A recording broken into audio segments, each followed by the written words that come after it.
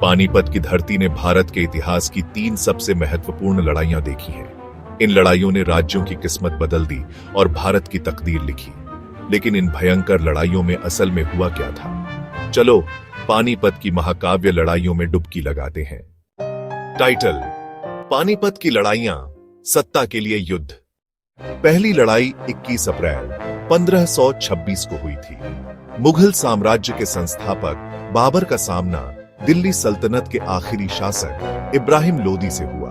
सिर्फ 12,000 सैनिकों के साथ बाबर ने लोदी की 1 लाख की विशाल सेना को हराने के लिए उन्नत तोपखाने और घुड़सवार सेना की रणनीति का इस्तेमाल किया। नतीजा: मुगल साम्राज्य का जन्म हुआ और दिल्ली सल्तनत का शासन खत्म। इस लड़ाई ने भारत में बारूद के युद्ध की शुरुआत की। दूसरी लड़ाई 5 नवंबर 1556 को मुगल बादशाह अकबर और एक बहादुर हिंदू योद्धा हेमू के बीच लड़ी गई, जिसने लगभग भारतीय शासन को पुनर्जीवित कर दिया था। हेमू की सेना जीत रही थी, लेकिन एक तीर उसकी आंख में लग गया, जिससे वह पकड़ा गया और अकबर के संरक्षक बैरम खान ने उसे मार डाला। इससे भारत में मुगल प्रभुत्व मजबूत हो गया। इस हार से पहले हेमू 22 लड़ाइयां जीत चुका था।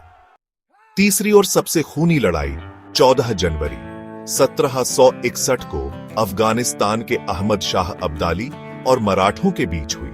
सदाशिव राव भाऊ के नेतृत्व में मराठे अपना साम्राज्य बढ़ाने के लिए दृढ़ थे, लेकिन अब्दाली की रणनीतिक चालों और गठबंधनों के कारण मराठों की भारी हार हुई।